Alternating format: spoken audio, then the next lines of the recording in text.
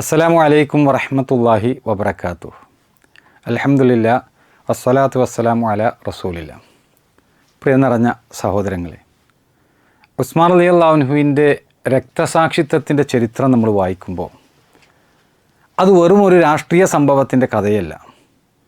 ഒരു സമൂഹത്തെ എങ്ങനെ വ്യാജ പ്രചരണങ്ങളിലൂടെ തകർക്കാമെന്നതിൻ്റെ ഭയാനകമായ പാഠപുസ്തകമാണ് ആ മഹാനായ സ്വഹാബിയുടെ അന്ത്യനിമിഷങ്ങൾ നമുക്ക് പറഞ്ഞു തരുന്നത്.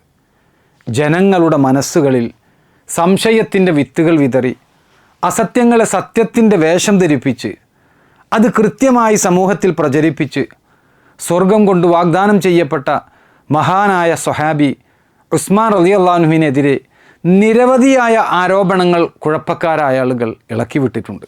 ആ വ്യാജ വാർത്തകളുടെ പുക ഉയർന്നുകൊണ്ടിരിക്കെ ഹിജറ 35-ാം വർഷത്തിൽ ബസറയിൽ നിന്നൊരു സംഘവും കൂഫയിൽ നിന്നൊരു സംഘവും ഈജിപ്തിൽ നിന്നൊരു സംഘവും മദീനയിലേക്ക് പുറപ്പെട്ടു. അവരുടെ ആ പുറപ്പെടൽ പുറമേ നിന്ന് നോക്കിക്കഴിഞ്ഞാൽ ഹജ്ജിന് പോകുന്ന വിശ്വാസികളുടെ ഒരു യാത്രയായിട്ടാണ് തോന്നിപ്പോവുക. അവരുടെ നാവുകളിൽ ഇബാദത്തിൻ്റെ ഭാഷയായിരുന്നു. എന്നാൽ അവരുടെ ഹൃദയങ്ങളിൽ ഒളിപ്പിച്ചു വച്ചിരുന്നത് ഉസ്മാൻ റളിയല്ലാഹു അൻഹുവിനെ എന്നേക്കുമായി ഇല്ലാതെയാക്കുക എന്ന അതിനികൃഷ്ടമായിട്ടുള്ളൊരു ലക്ഷ്യമായിരുന്നു അവർക്കുണ്ടായിരുന്നത്. ഉസ്മാൻ റളിയല്ലാഹു അൻഹുവിൻ്റെ ഇസ്ലാമിക നേതൃത്വത്തെ തകർക്കുക, മുസ്ലിം ഉമ്മത്തിൻ്റെ ഐക്യത്തിൻ്റെ കേന്ദ്രത്തെ തകിടം മറിക്കുക, ഇതൊക്കെയായിരുന്നു ആ കലാപകാരികളുടെ രഹസ്യ അജണ്ട. കൃത്യമായി അവർ എത്ര പേരുണ്ടായിരുന്നു എന്ന കാര്യത്തിൽ ചരിത്രകാരന്മാർക്കിടയിൽ വ്യത്യസ്ത അഭിപ്രായങ്ങളുണ്ട്. എന്നാൽ ഒരു കാര്യം വ്യക്തമാണ്, അവർ നിസ്സാരമായ ഒരു കൂട്ടമായിരുന്നില്ല. 2000-ൽ കുറയാത്തതും 6000-ൽ കവിയാത്തതുമായ ഒരു സംഘടിത സംഘമായിരുന്നു ആ ക്രൂരസംഘം എന്ന് ചരിത്രത്തിൽ നിന്ന് വായിച്ചെടുക്കാൻ സാധിക്കും. സഹോദരങ്ങളെ, ചരിത്രം ഇവിടെ നമ്മെ വലിയ ഒരു പാഠം പഠിപ്പിക്കുന്നുണ്ട്. ഒരു സമൂഹത്തെ തകർക്കാൻ എപ്പോഴും വാളുകൾ ആദ്യം ഉയരണമെന്നില്ല. ആദ്യം ഉയരുന്നത് വ്യാജ ആരോപണങ്ങളാണ്. ആദ്യം കൊല്ലപ്പെടുന്നത് ഒരു വ്യക്തിയെക്കുറിച്ചുള്ള വിശ്വാസമാണ്. ആദ്യം തകർക്കപ്പെടുന്നത് ജനങ്ങളുടെ മനസ്സുകളാണ്. അതിനുശേഷമാണ് രക്തം ചിന്തപ്പെടുന്ന അവസ്ഥയൊക്കെ ഉണ്ടാകുന്നത്.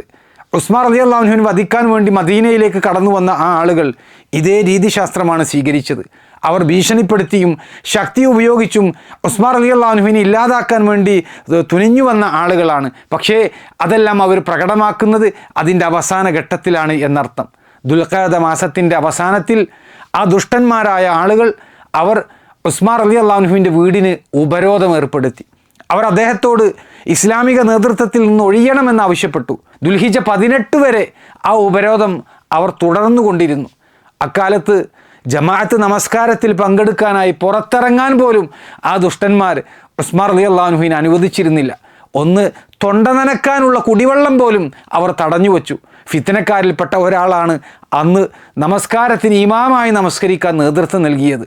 ഇത് കണ്ടപ്പോൾ ഉബൈദുല്ലാഹ് ഇബ്നു അദി റളിയല്ലാഹു അൻഹു ഖലീഫയായ ഉസ്മാൻ റളിയല്ലാഹു അൻഹുവിൻ്റെ അരികിൽ വന്നുകൊണ്ട് പറയുന്നുണ്ട്, കുഴപ്പക്കാരുടെ ഒരു നേതാവാണ് ഇപ്പോൾ ഞങ്ങൾക്ക് നമസ്കാരത്തിന് നേതൃത്വം നൽകുന്നത് എന്ന്.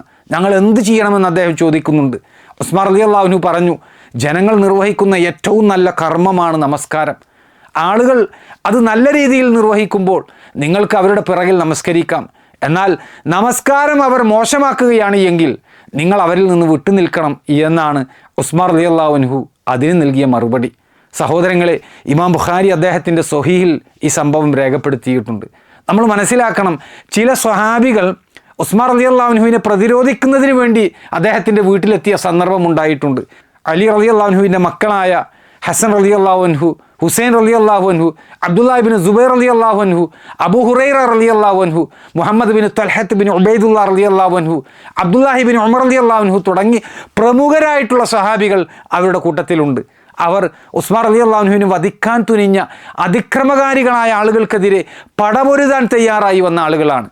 ഇബ്നു കസീർ റഹിമഹുല്ലാഹ് അദ്ദേഹത്തിൻ്റെ അൽ ബിദായ വൻ നിഹായ എന്ന ചരിത്രഗ്രന്ഥത്തിൽ രേഖപ്പെടുത്തിയ സംഭവങ്ങളാണ് ഇതെല്ലാം. എന്നാൽ സഹോദരങ്ങളെ, മഹാനായ ഉസ്മാൻ റളിയല്ലാഹു അൻഹു യുദ്ധം ചെയ്യുന്നതിൽ നിന്ന് ആ മഹത്തുക്കളായ സ്വഹാബത്തിനെയെല്ലാം പിന്തിരിപ്പിക്കുകയാണ് ചെയ്തത്. ആ പിന്തിരിപ്പിക്കപ്പെട്ട ആളുകൾ അവർ ആരാണ്? ശത്രുക്കളിൽ നിന്ന് പ്രതിരോധിക്കാനായി സ്വഹാബികളും അവരുടെ മക്കളുമായി ഏകദേശം 700ഓളം പേരുണ്ടായിരുന്നു എന്നാണ് ചരിത്രം രേഖപ്പെടുത്തിയിട്ടുള്ളത്. അന്ന് മദീനയിൽ താമസിച്ചിരുന്ന ഈ 700ഓളം ആളുകൾ ആ അക്രമികളായ ആളുകളുടെ അത്ര എണ്ണമുണ്ടായിരുന്നില്ല. അവർ ചുരുങ്ങിയത് 2000 ആളുകളുണ്ട് എന്ന് നമ്മൾ മനസ്സിലാക്കിയ വിഷയമാണ്. അവിടെ ഉസ്മാൻ റളിയല്ലാഹു അൻഹു പരിശ്രമിച്ച കാര്യമെന്താ? അബ്ദുല്ലാഹി ബിൻ ആമിർ ബിൻ റബീഅ റളിയല്ലാഹു അൻഹു നിവേദനം ചെയ്ത റിപ്പോർട്ടിൽ നിന്ന് അത് വ്യക്തമാണ്. അദ്ദേഹം പറയുക, ഞാൻ ഉസ്മാൻ റളിയല്ലാഹു അൻഹുവിൻ്റെ കൂടെ അദ്ദേഹത്തിൻ്റെ വീട്ടിലുണ്ടായിരുന്നു. അപ്പോൾ ഉസ്മാൻ റളിയല്ലാഹു അൻഹു എന്നോട് പറഞ്ഞത്, അദ്ദേഹത്തെ അംഗീകരിക്കുകയും അദ്ദേഹത്തെ അനുസരിക്കുകയും ചെയ്യുന്നവരുടെ കയ്യും ആയുധവും തടഞ്ഞു വെക്കാൻ ഞാൻ പരിശ്രമിക്കണം എന്നായിരുന്നു. മുസന്നഫ് ഇബ്നു അബി ഷൈബയിൽ അബ്ദുല്ലാഹി ബിൻ ആമിർ ബിൻ റബീഅ റളിയല്ലാഹു അൻഹു പറഞ്ഞ ഈ കാര്യം രേഖീകരിക്കപ്പെട്ടിട്ടുള്ളത് നമുക്ക് കാണാൻ സാധിക്കും. അതേ മുസന്നഫ് ഇബ്നു അബി ഷൈബയിൽ നമുക്ക് കാണാം, സെയ്ദ് ബിൻ സാബിത്ത് റളിയല്ലാഹു അൻഹു ഉസ്മാൻ റളിയല്ലാഹു അൻഹുവിൻ്റെ അരികിൽ വന്നുകൊണ്ട് ഖലീഫയോട് പറയുകയാണ്, വാതിൽക്കൽ ഇതാ അൻസാറുകൾ നിൽക്കുന്നുണ്ട്. അന്നേരം ആ അൻസാറുകൾ വിളിച്ചു പറഞ്ഞു, ഞങ്ങൾ 2 തവണ അള്ളാഹുവിൻ്റെ അൻസാറുകളാകണമെന്ന് താങ്കൾ ഉദ്ദേശിക്കുന്നുണ്ട് എങ്കിൽ നബി സല്ലല്ലാഹു അലൈഹി വസല്ലമയോടൊപ്പം ഞങ്ങൾ ഉണ്ടായിരുന്നത് പോലെ താങ്കളോടൊപ്പം ഞങ്ങൾ ഉണ്ടാകും എന്ന് അവർ പറഞ്ഞു. അന്നേരം ഉസ്മാൻ റളിയല്ലാഹു അൻഹു അവരോട് പറഞ്ഞു, യുദ്ധമാണ് നിങ്ങൾ ഉദ്ദേശിക്കുന്നത് എങ്കിൽ ഇവിടെ ഇപ്പോൾ അതിൻ്റെ ആവശ്യമില്ല എന്നാണ്. ഇങ്ങനെ നിലപാടെടുത്ത ആ മഹാനായ സ്വഹാബിയെ, ആ മഹാനായ ഭരണാധികാരിയെ ഉപരോധത്തിന് ശേഷം അക്രമികളായ ആളുകൾ അവർ ഉസ്മാൻ റളിയല്ലാഹു അൻഹുവിൻ്റെ വീട്ടിൽ അതിക്രമിച്ച് കടക്കുകയും അദ്ദേഹത്തെ വധിക്കുകയും ചെയ്തു. അന്നേരം അദ്ദേഹം അള്ളാഹുവിൻ്റെ കലാമായ പരിശുദ്ധ ഖുർആൻ പാരായണം ചെയ്യുകയായിരുന്നു. അദ്ദേഹത്തിൻ്റെ മുന്നിൽ മുസ്ഹഫ് നിവർത്തി വച്ചിട്ടുണ്ടായിരുന്നു. ആ ക്രൂരമായ കൊലപാതകത്തിന് നേതൃത്വം കൊടുത്തത് കിനാനത്ത് ബിൻ ബിഷർ, റുമാനുൽ യമാനി, ജബല എന്ന് വിളിക്കപ്പെടുന്ന ഒരാൾ, അതുപോലെ തന്നെ ബനു സദൂസിലെ അൽ മസ്തുൽ അസ്വദ് എന്നറിയപ്പെടുന്ന ഒരാൾ. ഇവരാണ് ഉസ്മാൻ റളിയല്ലാഹു അൻഹുവിനെ നേർക്കുനേരെ വധിച്ച കൊടും ഭീകരരായിട്ടുള്ള ആളുകൾ. അതിൽ ഈജിപ്തുകാരനായ ജബലയാണ് അദ്ദേഹത്തെ നേരിട്ട് കൊലപ്പെടുത്തിയത് എന്നതാണ് ചരിത്രകാരന്മാർക്കിടയിലെ പ്രബലമായിട്ടുള്ള അഭിപ്രായം. സഹോദരങ്ങളെ, ഇമാം അഹ്മദ് രേഖപ്പെടുത്തിയ ഒരു റിപ്പോർട്ടിൽ കാണാം, അംറത്ത് ബിൻ അർത്ത അൽ അദവിയ റളിയല്ലാഹു അൻഹ പറയുകയാണ്, ഉസ്മാൻ റളിയല്ലാഹു അൻഹു വധിക്കപ്പെട്ട വർഷത്തിൽ ഞാൻ ആയിഷ റളിയല്ലാഹു അൻഹയോടൊപ്പം മക്കയിലേക്ക് പുറപ്പെട്ടു. ഞങ്ങൾ മദീനയിലെത്തിയപ്പോൾ ഉസ്മാൻ റളിയല്ലാഹു അൻഹു വധിക്കപ്പെട്ട സമയത്ത് അദ്ദേഹത്തിൻ്റെ കയ്യിലുണ്ടായിരുന്ന മുസ്ഹഫ് ഞങ്ങൾ കണ്ടു. അതിൽ സൂറത്തുൽ ബഖറയിലെ 137-ാമത്തെ ആയത്തിൻ്റെ തുടക്കത്തിലാണ് അദ്ദേഹത്തിൻ്റെ രക്തത്തിൻ്റെ ആദ്യ തുള്ളി വീണതായിട്ട് കാണപ്പെട്ടിട്ടുള്ളത് എന്നാണ്. ഏതാണ് ആ ആയത്ത്? فَإِنْ آمَنُوا بِمِثْلِ مَا آمَنْتُمْ بِهِ فَقَدِ اهْتَدَوْا وَإِنْ تَوَلَّوْا فَإِنَّمَا هُمْ فِي شِقَاقٍ فَسَيَكْفِيكَهُمُ اللَّهُ وَهُوَ السَّمِيعُ الْعَلِيمُ. നിങ്ങൾ ഈ വിശ്വസിച്ചതുപോലെ അവരും വിശ്വസിച്ചിരുന്നാൽ അവർ നേർമാർഗത്തിലായിക്കഴിഞ്ഞു.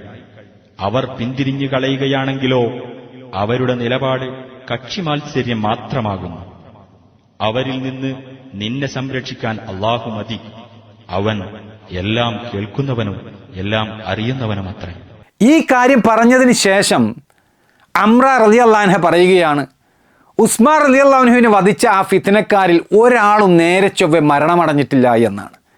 ഇബ്നു കസീർ റഹിമഹുല്ല അദ്ദേഹത്തിൻ്റെ അൽ ബിദായ വ നിഹായ എന്ന ഗ്രന്ഥത്തിൽ മുഹമ്മദ് ബിൻ സിരീൻ റഹിമഹുല്ല പറഞ്ഞ ഒരു സംഭവം ഉദ്ധരിക്കുന്നുണ്ട്. ഇബ്നു സിരീൻ റഹിമഹുല്ല പറയുകയാണ്, ഞാനൊരിക്കൽ കഅബ തവാഫ് ചെയ്യുമ്പോൾ ഒരാൾ പ്രാർത്ഥിക്കുന്നത് കേട്ടു, അല്ലാഹുവേ എനിക്ക് നീ മാപ്പ് നൽകണേ, നീ എനിക്ക് മാപ്പ് നൽകുമെന്ന് ഞാൻ കരുതുന്നില്ല. ഇങ്ങനെയാണ് അദ്ദേഹം പ്രാർത്ഥിക്കുന്നത്. ഇങ്ങനെ പ്രാർത്ഥിക്കുന്ന ആ ഒരു അവസ്ഥ കണ്ടപ്പോൾ ഇബ്നു സിരീൻ റഹിമഹുല്ല പറയുകയാണ്, ഞാൻ അയാളുടെ കാര്യത്തിൽ അതിശയിച്ചു പോയി. ഞാൻ അങ്ങനെ പ്രാർത്ഥിച്ച ആ വ്യക്തിയോട് ചോദിച്ചു, നിങ്ങൾ പ്രാർത്ഥിക്കുന്നത് പോലെ ഒരാളും പ്രാർത്ഥിക്കുന്നത് ഞാൻ ഇതുവരെ കേട്ടിട്ടില്ല, ഇതെന്താണ് ഇങ്ങനെ എന്ന് ചോദിച്ചപ്പോൾ ആ പ്രാർത്ഥിച്ച വ്യക്തി മറുപടി പറഞ്ഞു. എന്താണ് ആ മറുപടി എന്നറിയാമോ? ആ വ്യക്തി പറയുകയാണ്, ഞാൻ അള്ളാഹുവിൽ ആണയിട്ട് കരാർ ചെയ്തിരുന്നു, എനിക്ക് സൗകര്യം ലഭിച്ചാൽ ഉസ്മാൻ റളിയല്ലാഹു അൻഹുവിൻ്റെ മുഖത്ത് ഞാൻ അടിക്കുമെന്ന്.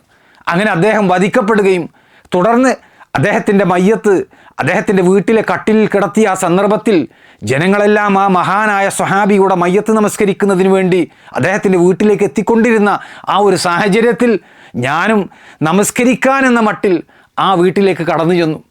അദ്ദേഹത്തിനരികിൽ ആരുമില്ലാത്ത ഒരു നേരം നോക്കി ഞാൻ അദ്ദേഹത്തിൻ്റെ മുഖത്ത് മറയായി വിരിച്ചിരുന്ന ആ ഒരു തുണി നീക്കം ചെയ്തുകൊണ്ട് ആ മയ്യത്തിൻ്റെ മുഖത്ത് ഞാൻ അടിച്ചു. അതിനെ തുടർന്ന് എൻ്റെ കൈ ആകെ മരവിച്ചു പോയി എന്ന് ആ പ്രാർത്ഥിച്ച വ്യക്തി പറയുകയാണ്. എന്നിട്ട് ഇബ്നു സിരീൻ റഹിമഹുല്ല പറയുകയാണ്, ഞാൻ അദ്ദേഹത്തിൻ്റെ കൈ ഒരു കൊള്ളി പോലെ ഉണങ്ങിയതായി കണ്ടു എന്നാണ്. ഇതാണ് അള്ളാഹുവിൻ്റെ ഔലിയാക്കന്മാരായിട്ടുള്ള ആളുകളുടെ സഹോദരങ്ങളെ, അവർ ജീവിച്ചിരിപ്പുള്ളവരായാലും അതുപോലെ തന്നെ മരണപ്പെട്ടവരായാലും അവരോട് ഈ രൂപത്തിലൊക്കെ പ്രവർത്തിച്ചാൽ അള്ളാഹു സുബ്ഹാനഹു ഇവിടെ കോപം ക്ഷണിച്ചു വരുത്തുന്ന പ്രവർത്തനമാണ് എന്ന് ഇവിടെ നമ്മൾ തിരിച്ചറിയേണ്ടതുണ്ട്.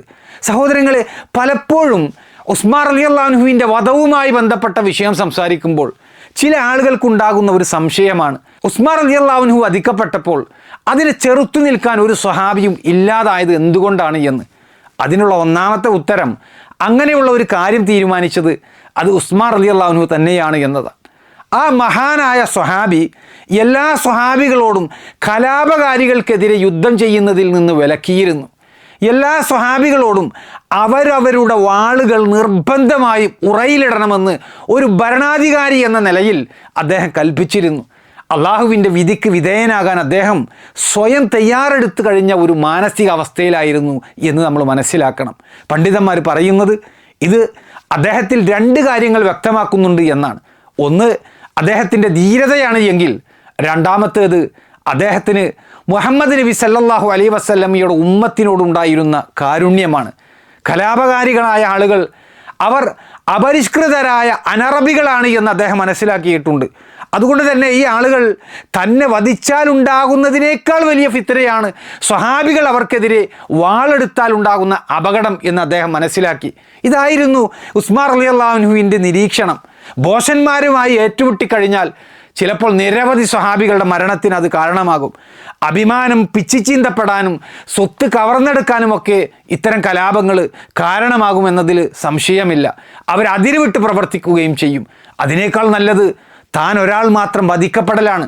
അതുവഴി സ്വഹാബികൾ വധിക്കപ്പെടാതിരിക്കുകയും മദീനയുടെ പവിത്രത കളങ്കപ്പെടാതിരിക്കുകയും ചെയ്യുമെന്ന് ആ മഹാനായ സ്വഹാബി നിരീക്ഷിച്ചു കാണും. ഇനി സഹോദരങ്ങളെ, ഉസ്മാൻ റളിയല്ലാഹു അൻഹുവിനെ വധിക്കാൻ വന്ന വിപ്ലവകാരികളെ അപേക്ഷിച്ച് സ്വഹാബികളുടെ എണ്ണം അത് വളരെ കുറവായിരുന്നു. തീർച്ചയായും ആ നേരത്ത് റസൂലുള്ളാഹി സ്വല്ലല്ലാഹു അലൈഹി വസല്ലമയുടെ സ്വഹാബികളിൽ വലിയ ഒരു വിഭാഗം അവർ മദീനയിലുണ്ടായിരുന്നില്ല. പ്രധാനമായും 4 സ്ഥലങ്ങളിലായിരുന്നു റസൂലുള്ളാഹി സ്വല്ലല്ലാഹു അലൈഹി വസല്ലമയുടെ സ്വഹാബികൾ ഉണ്ടായിരുന്നത്. ഒന്ന് മക്കയിലാണ്. ഹജ്ജിൻ്റെ സമയമായതുകൊണ്ട് അവരിൽ വലിയൊരു വിഭാഗം ഹജ്ജിന് പുറപ്പെട്ടു കഴിഞ്ഞിരുന്നു. അതുകൊണ്ട് തന്നെ അവർ മദീനയിലുണ്ടായിരുന്നില്ല. രണ്ടാമത്തേത്, ചില സ്വഹാബികൾ കൂഫയിലും ബസറയിലും ഷാമിലുമൊക്കെ താമസമാക്കിയിട്ടുള്ള ആളുകളായിരുന്നു.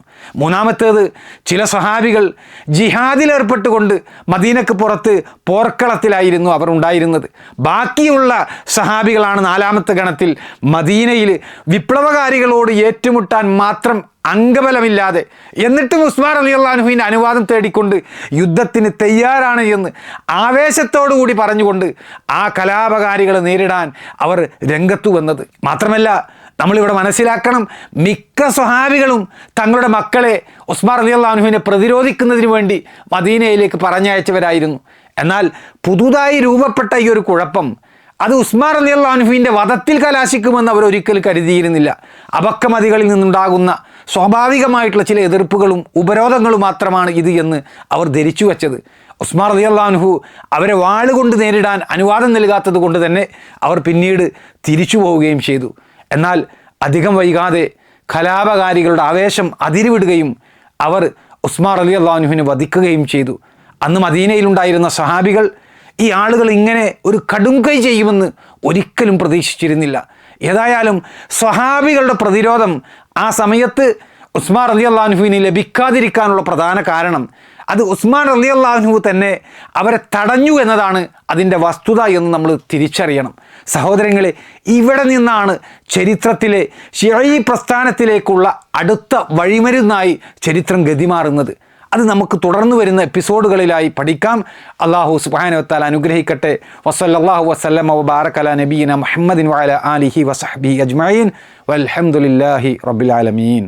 ഇന്നൽ ഉലമാഅ ലം യുവർരിസു ദിർഹമൻ വലാ ദീനാറൻ വഇന്നമാ വറസു അൽ ഇൽം